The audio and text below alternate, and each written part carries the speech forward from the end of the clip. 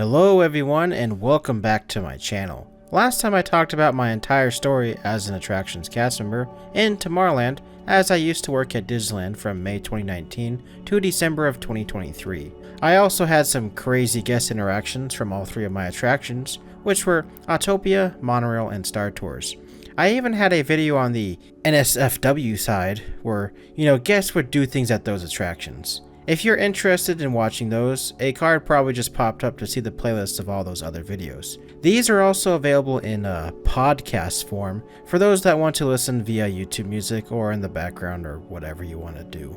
Anyway, in this video I will be covering all the positive guest interactions I had while working my attractions. Believe it or not, most of the interactions I had with guests were either neutral or positive. The crazy negative guests, they were few and far between, as I would say 90% of the guests were just forgettable. Not in like a bad way, but in a way that you really only interacted with them with like one question, or they just passed you without saying anything. I wanted to spend the last episode of my guest stories arc on a positive note, and we'll be diving into those in just a moment. As always, this video will be sectioned off into chapters, and timestamps should be available on the video itself or in the description. Another thing to keep in mind is that this video and the series it's part of are meant for listening purposes, so I do apologize if the thumbnail came off as clickbaity. Just know that this is narration over somewhat related B-roll footage for my surface level attraction series. Cards have also popped up as well if you want to learn more about those attractions or whatever. Anyway, that about covers the intro, and let's get into the positive people that walk through the halls of the happiest place on earth. Neutral guests. I want to talk about neutral guests a bit more in detail before I get started. I sort of mentioned them in the intro for those who didn't skip to this immediately. Basically, a neutral guest is one that makes up, I would say, roughly 80 to 90% of guests. I would say they are the forgettable crowd. We barely interacted with them, and when we did, it was just putting them on a number or row. They would ask the occasional question, as well as just sort of coexist in the background of our operations. I would say they are the basic, this is how a guest should act on paper. There is a high possibility that you might even fit into this category. The reason I bring them up is because these neutral guests, in my eyes, are heavily leaning towards the positive ones. If we got these types of guests all day, you would know we were in for a treat, as nothing out of the ordinary, and it was just simple responses for them. Basically, it was easy street when we didn't have to deal with someone going crazy over lightning lane or throwing slurs at us because they didn't get a red car at auto. I truly appreciate the guests that didn't have to think too hard about it, and these guests are the, unmentioned MVPs in my eyes. With that being said, it's time to move on to another category that has some insane guests, but mostly are really chill. Yes, annual pass holders, or magic key holders as they're called now. I'm just going to call them APs for the sake of this video, because MK sounds weird to me still. Anyway, most of the APs that I dealt with at my three attractions were on the category of positive. While there were some APs that were in the negative side, they sort of just got cycled into the regular crazy guest stories. Yes, you've heard the horror stories about how crazy APs get sometimes, but honestly, they didn't really come to the attractions that I worked, as two of the three aren't the most popular amongst APs. On top of that, this video is about the positive guests, and I wouldn't give them their own chapter if I didn't have anything to talk about. Let's start with a very well-known AP. You might know him as the Clapping Man, or Peter. He is one of the friendliest annual pass holders that I have ever met, and he would come ride Autopia and Star Tours every single morning he came into the park, which was pretty much every day. He would also always have a smile on his face and clap with the cast as he came onto the attraction. Every single cast member knew who this man was, and I would be an idiot if I didn't mention him. I never saw him come onto the Monorail though, but I know he always went on Autopia, and I would see him come on Star Tours every once in a while too. I believe he also has his own following on social media, known as the Disneyland Clapping Man, so shout out to him and being one of the top friendliest guests I've ever encountered. Speaking of friendly folks, there is one in particular that came on Autopia every single night that we closed. He would always be our last guest of the night and had this interest in writing down the card number that he wrote in every single night, in like a little notebook or something. You may ask how he knew which car he was in, and that's because every car has a license plate on the back. Though he wasn't the most talkative person, but he had a passion towards those little cars, and I recall having a conversation past closing about the different bodies of each car at Autopia. I think he rode pretty much in every single car that we had, as the notebook he had a super long list of cars. I know he stopped coming every night with the conversion from AP to Magic Key, but I did see him seldomly when closing at Autopia post-pandemic. Let's go ahead and wrap up this chapter with talking about Disney vloggers, or those who create content about Disneyland. Now, I will admit that there is a small handful that wouldn't fit into this positivity-filled episode, like the one I sort of threw shade on in my Monorail attractions video, but that's besides the point. There is one that I want to give a shout out to for being one of the friendliest ones that I have ever encountered. I believe he goes by the name of Provart Park Pass on social media. I don't know if I'm saying that wrong, but anyway, he came and visited 2 of the 3 attractions I worked and filmed a video about the ins and outs of the attractions. He was being super friendly to everyone while filming at Autopia and Monorail. He also rode the attractions all day and even came back later in the night. You might even spot my dumb face in both his Autopia and Monorail video, but I know for a fact you can hear my voice clear as day in the Monorail one, as he was recording when I was spilling to the train. I sounded like a clown. Anyway, even after he made those videos, he would still visit our attractions from time to time, and was even friendly when he wasn't filming. I would say that I had a nice conversation with him at the Monorail a few times, and I mentioned that I shared his videos within the private Facebook groups I was in for my attractions. Now, not to toot my own horn, but while his videos were informative, you could also check out my videos on the attractions, as it's coming directly from a cast member's mouth. This isn't the part of the positivity thing, but I just me self-promoting because I have a problem. Anyway, let's move on to the rest of the video, shall we? Mood changers. There are always guests who flip their emotions on us. I know a few instances in my previous videos where it goes from positive to negative, but this time around, let's talk about the negatives to positives. While Disneyland is a happy place, not everyone who walks through the gates will be happy. A guest might be upset with something unrelated to the parks, or might be frustrated with downtimes of operations. Now, I understand it from their perspective when they get angry about downtimes. Even as a former cast member, I get upset with downtimes too, especially when some were preventable. The point that I'm trying to make with this is that you never know what someone's going through. I always try to be positive to guests when possible and try to help them get out of their funk. Of course, not all the time I can be cheery, and not all the time guests are able to turn that frown upside down. I understand that completely, but doing the little things is what I enjoyed about my job. What they call the business of making magic. That phrase is just something small we could do as cast members. It could range from letting a guest skip the line by going up the exit, to letting them choose their own row, to even letting them take a picture in the nose cone of the monorail when we had a moment of time. These little things are something that could completely change a guest's mood or even their entire day. I had one instance where I walked a family onto Autopia while I was at the monorail, and they came back later in the night to thank me, as it was the one attraction they didn't want to wait for. This, of course, was before Lightning Lane was a thing at Autopia.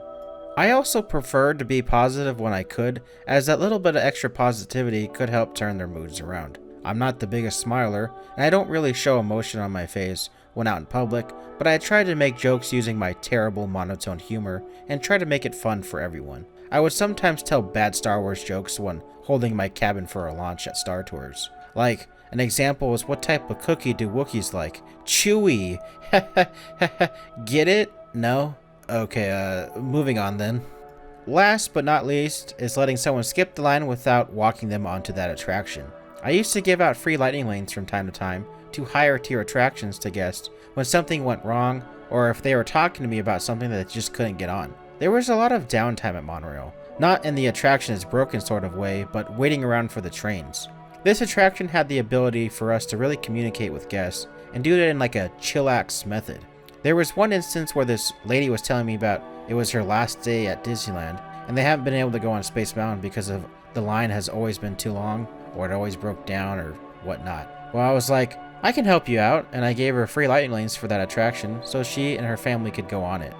I would also give out lightning lanes occasionally if a guest wasn't able to fit on a train during that peak time at the downtown Disney station. Sometimes people wouldn't fit, and I did feel bad, especially when other coworkers promised that they would get on. Unfortunately, it does happen, and I say to make up for their time, I give them a freebie or two. I know I didn't have to do it, but anything that can make their day a bit easier with a free skip the line pass, you know? Obviously, we cannot make everyone happy, but just listening to someone's frustration was part of our job, and you can usually tell when someone wanted to vent to you. They would, feel a little bit better afterwards. Yes, there were some jerks that would just scream at us because they're just angry little people, but that's not what I'm talking about here. Even the simple, "how are you doing?" can help. I don't know where I'm really going with this chapter, but let's go ahead and merge onto the attractions themselves. Star Tours. Starting off with my third and final attraction of Star Tours. This was the attraction for some people. This was one of those Disney park staples that you gotta go on when you visit. The best part about this attraction is the Rebel Spy feature. Now, if you don't know what the hell I'm talking about, I would recommend watching my surface level operations video that goes into a bit more detail on it. Anyway, as some of you may know, or now know, cast members actually picked the Rebel Spy on this attraction. The reason this is a positive is because it was always awesome when we got to pick someone when it was, their birthday, or because their friend wanted them to be picked because it was their first time visiting the park. So, it's neat. While I did do some nefarious things with the Rebel Spy feature, by picking guests that didn't have their mask on when that was a requirement, as well as picking the Karens that got all pissy at me prior to boarding, and they're all pissy in their photo. It's sort of funny when you think about it, but some of them didn't like it because, they didn't have that funny bone to laugh about it. The true glory about the Rebel Spy was that you could hear the enjoyment from those who actually had a good time. Overhear conversations about being chosen as they exit the attraction, and the occasional thank you from guests for picking their kids or friends or boyfriend's brother's hamster's nephew or whatever. I don't freaking know. You get the overall idea. Moving over to the grouping process, and if you sort of watch cast members at this position, you can kind of see that they sort of Tetris groups together in all the rows. Sometimes guests would ask to be in the front or back, and while it might be a slight inconvenience for us, it could actually be a game changer for others. I know this one seat in the very back towards the entrance side that gives you all the legroom. You know which one I'm talking about. That's the best seat in the house, and if I can get that one, hell yeah, dude. When the attraction wasn't too busy, I would sometimes let guests group themselves. Let them pick whatever row they wanted, and giving them that choice was crazy to them apparently. I had this one dude overjoyed because he's never been in the second row in the very middle. Like, weird thing to be happy about, but I'm glad he's living his best life. This sort of leads on to the next thing, and that's re-rides. I would let guests re-ride all the time on this attraction when it was slow.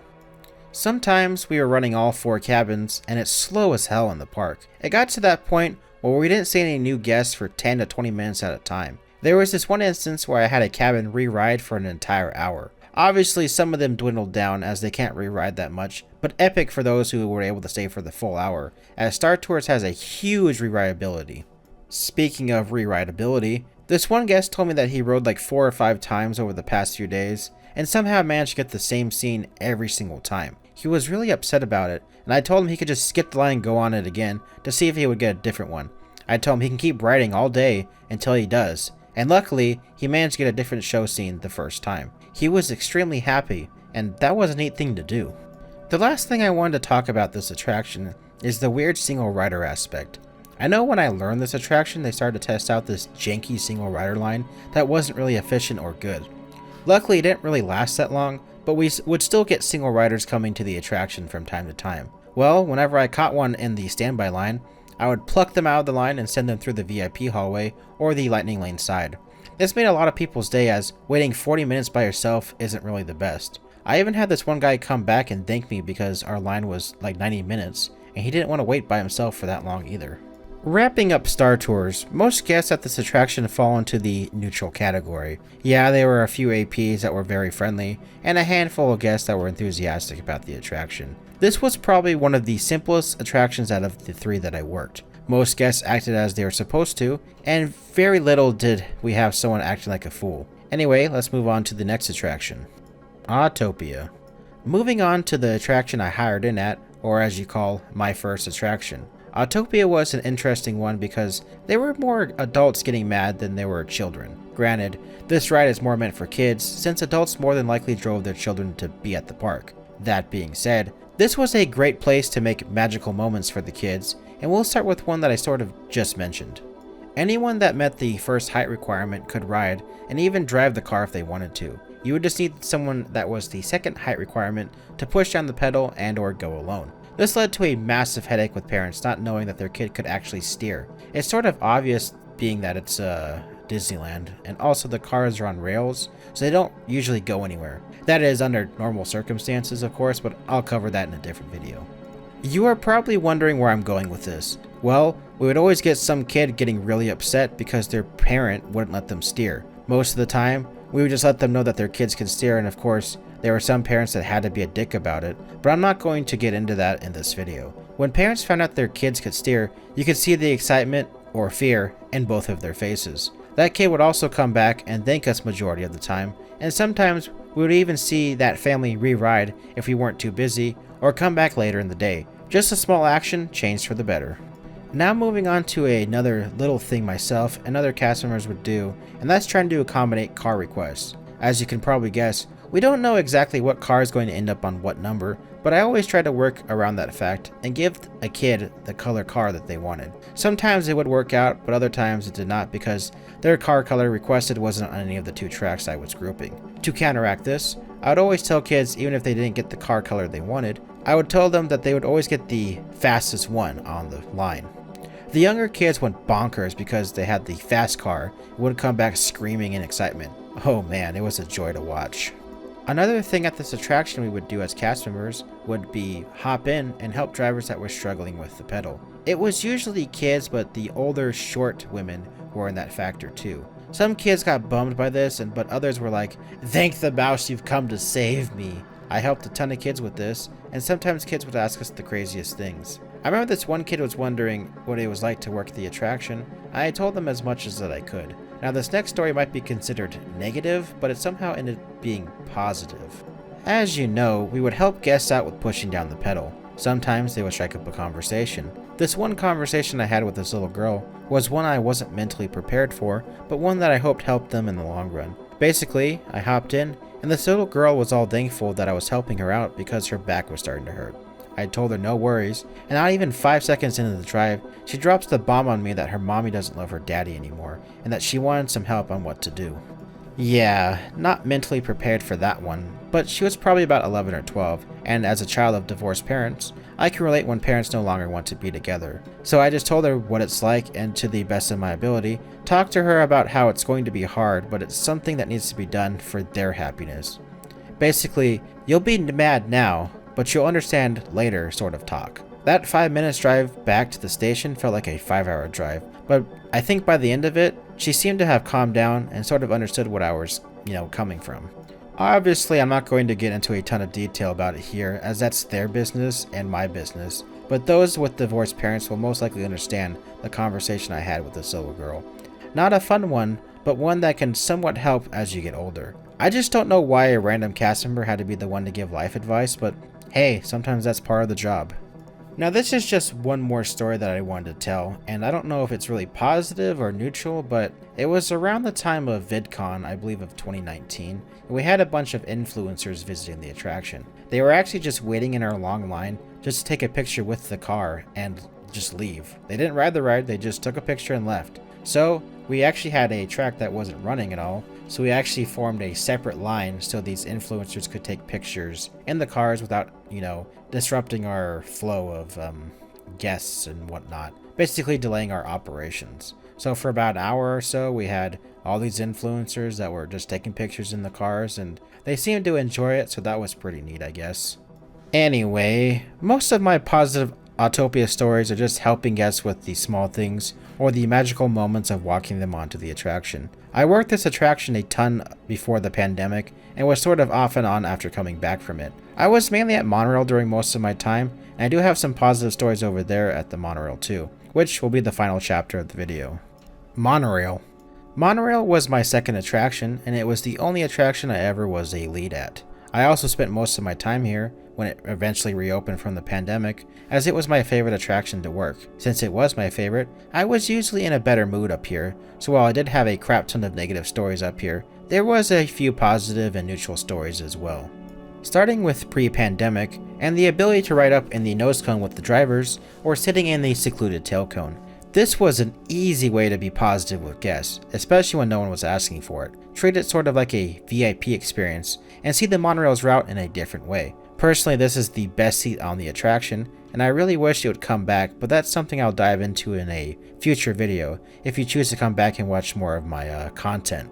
While they no longer offer riding up in the front or back for the foreseeable future, one thing I would do during a downtime or a less busy moment is let guests take pictures up front. Our management team said no letting guests ride up front, but they never said anything about taking pictures up front, especially when it's not in motion. I know it wasn't as great as being up there, but it's something that is still neat. I remember this one little boy was ecstatic that he got a picture sitting in the driver's seat. Maybe one day he'll work there and drive the monorails, but only time will tell.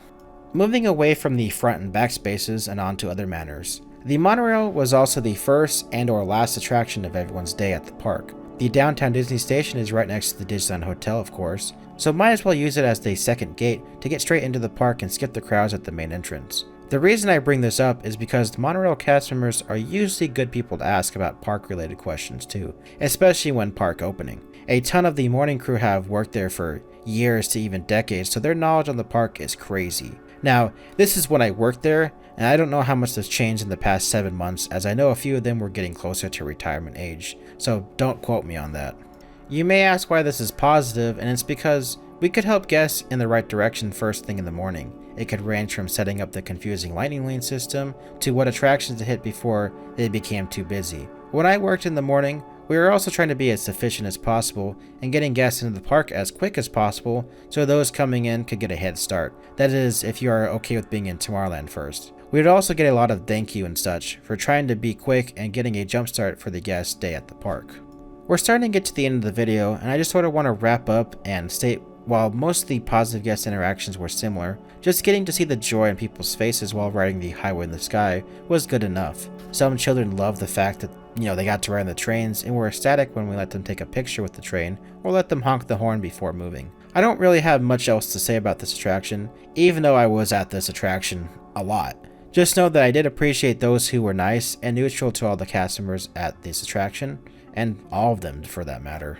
That's going to wrap it up for this video. I know it was much shorter than the other videos, but just know that there are good guests that visit the parks. Just most tend to be on the neutral side and not cause any trouble. That's also going to wrap it up for the guest stories arc, as the next 4 videos in my cast member stories will be on what it was like working the attractions I was at. This ranges from the positions at the attraction to what it was like working with my coworkers, both good and bad. So check back next month to see what I was like working at Star Tours from my perspective. Oh yeah, remember this is a monthly series, so I don't oversaturate my channel with Disney content. Thanks for watching or listening to this video. If you liked it and want to help support my channel, go ahead and check out some of my other content. I make various amounts of skits, films, and other series. I'm getting closer and closer to that minimum threshold of being a YouTube partner, and it would be awesome if I get there, before the end of this year. If not, don't worry about it, and I'll see you next month if you only want to watch these cast member videos. I would also recommend having a basic knowledge of my 3 attractions before this next arc begins. I have a whole mini-series explaining the surface level operations for those unaware. Other than that, thanks for watching, and I'll see you in the next video.